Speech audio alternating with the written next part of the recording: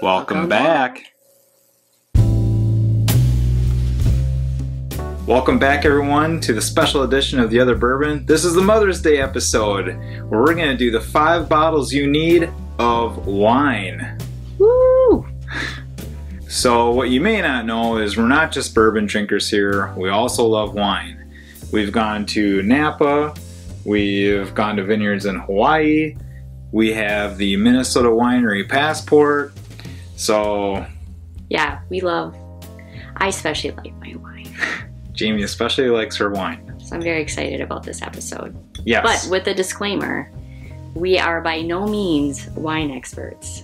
By no means. We've taken the classes. But when we go through our wines, please keep that in mind. Don't be too critical. We do have a wine journal.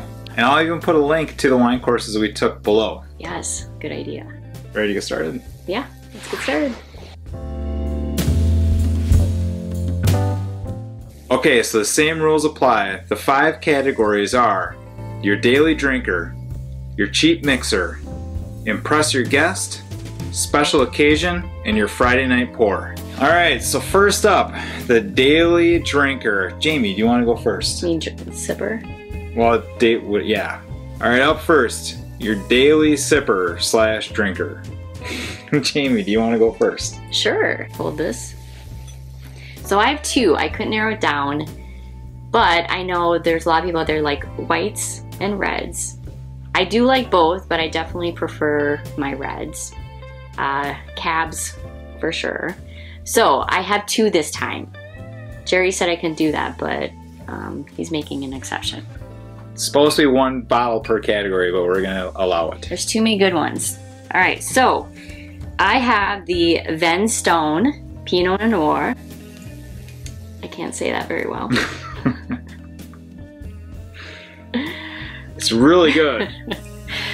Pinot Noir. Yeah, so this one is excellent. I want to say it's what, $15.99.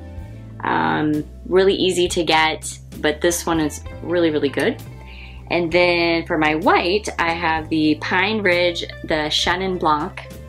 And this is another really light tasting. It always reminds me of pears. So I really like both of these as the daily sipper.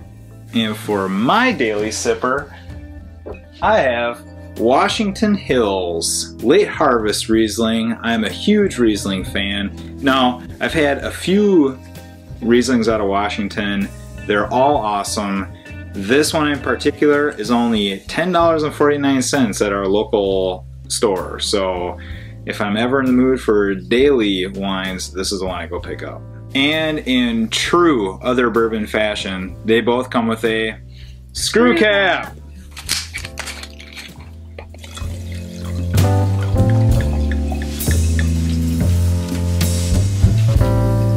Cheers. Cheers. Daily sipper. Daily sipper.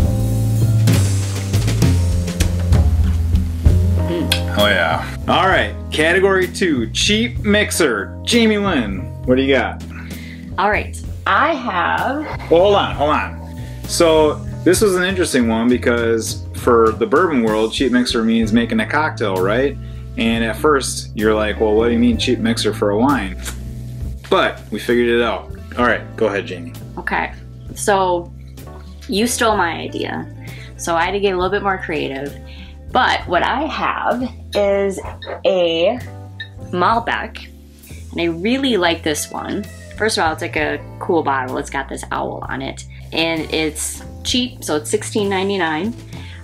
But what you can make this with and mix it is a mulled wine. Oh yeah. So I love mulled wine, especially here in Minnesota. It gets quite cold.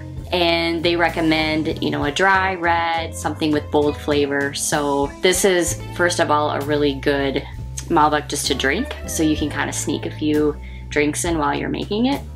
But also really good for mulled wine. If you're not familiar with mulled wine, it's warmed up and spiced, and I don't know, they put like little, you know, like orange peels and stuff like that in there. It's super good in the cold in the winter. So Jerome's cheap mixer. Like Jamie said, I stole her idea. But I got the sparkling. And what do you do with that? Make mimosas, of course. And this isn't the cheapest one you can get. Well, no, actually this might be. Cook's might be the cheapest one you can get. They're all kind of going up in price. I was looking for like a $6 one and I couldn't find one, so this was 10 bucks. But still better than nothing. Make some good mimosas on a weekend morning or on a vacation. You're all set. It's category 3, impress your guest. Now we both chose the same winery. I didn't choose any wine specifically from the winery, but it goes back to our trip to Napa. And at the time, it was like the #1 rated winery you could go to. It was a private vineyard. You go there, do all your tastings, of course. But to buy the wine, you have to be a member. And so we got on the waiting list and got into the membership here just about a year ago. But that is O'Brien Estate out of Napa. It was such a cool experience. The wine is great, and so now we get these shipments every few months and we get to pick our allocations, and god darn it, they're good. So I love these wines, and the one I picked is called Romance, and it's a red, because of course I love the reds. But these are my favorite. Their Cabernet is amazing. If you come over to our house and we pull one of these bottles out, we really like you. We get to impress you. Yes. Category 4, special occasion. Now this is near and dear to my heart. Jamie knows I love when I would find these bottles, and I've gotten to the point now where I don't really drink them unless it's a special occasion. And that is Schmidt-Sonne. Now you're saying, Jerry, why is this so special? Well, it's a Riesling, of course, which is, Rieslings are my favorite, but they are from Germany, and this one in particular is a 2012. So we're already at 10 years old, and I used to drink these, and I wish I would have saved them, but they come out with such an awesome golden yellow color, and they are so sweet and so deep and rich. They're amazing bottles. Oh, and by the way, I used to get them for like $10 or $11. So kind of a little bit of regret. I wish I would have saved them, but I've got a few left and I'm going to save them for special occasions. Okay, so the one I chose is a dessert wine, and I actually tried to get a different dessert wine that we've had, and it was a sherry, but super hard to get, but it basically tastes like Fig Newtons. But I like dessert wines because I feel people don't have them very often, and so when you kind of top off your dinner with your guest with some, everybody's always kind of impressed by that, and you know, you're full and it's just like a good way to end the meal. So mine is actually O'Brien again. We actually haven't had this one yet, so I'm excited for it. Like I said, in general, just having a dessert wine is really good and fun to do with your guest, and really easy to do as well, especially if you don't bake. I'm not really a baker, so this is my dessert. Yeah, right? Serve it on a pan and I serve my dessert in a glass. Yeah. Last but not least, category 5, the Friday night pour. Now this was one that I tossed and turned a little bit on, but I finally landed on a vineyard again. Not a particular wine, but maybe a mix of both.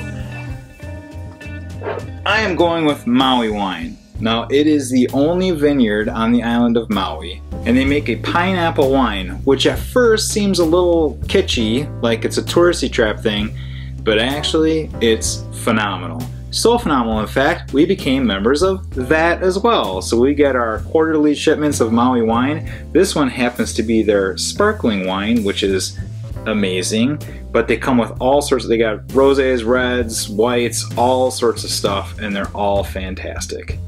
This is amazing in mimosas. So if you want another not cheap so mixer. Okay, so first of all, I feel like a Friday night pour is critical because it's been a long week and I really appreciate my Friday night pour, right? Yes. Yes. So I always want it to be just like maybe a little bit better than the rest of the week. So mine, and I didn't even question this, like I was like, yep, this is my Friday night pour. It is Itter, I think is how you say it. But it's a Cabernet, from Napa. And you know, I was the typical customer at Total Wine walking through the aisles and there's a million choices, and I asked someone one time, I was like, hey, what's a good basically $20 wine? And the person who helped me recommended this, and I've kind of been sold on it ever since. And I think it's 20 bucks, but it tastes way more expensive than that. So this is kind of my go-to. And again, it's been a long week. I'm like, you know, it's kind of my reward for what's been going on for the week. And this is a nice go-to.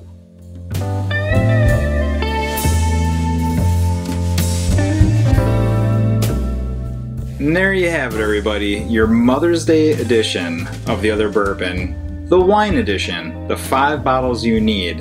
What wines are you into? Make sure to leave your comments below.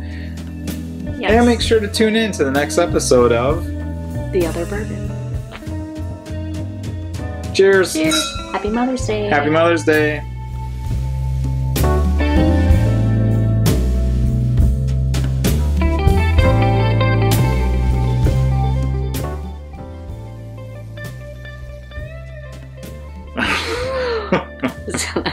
I don't know what else to say. Yeah, I don't know.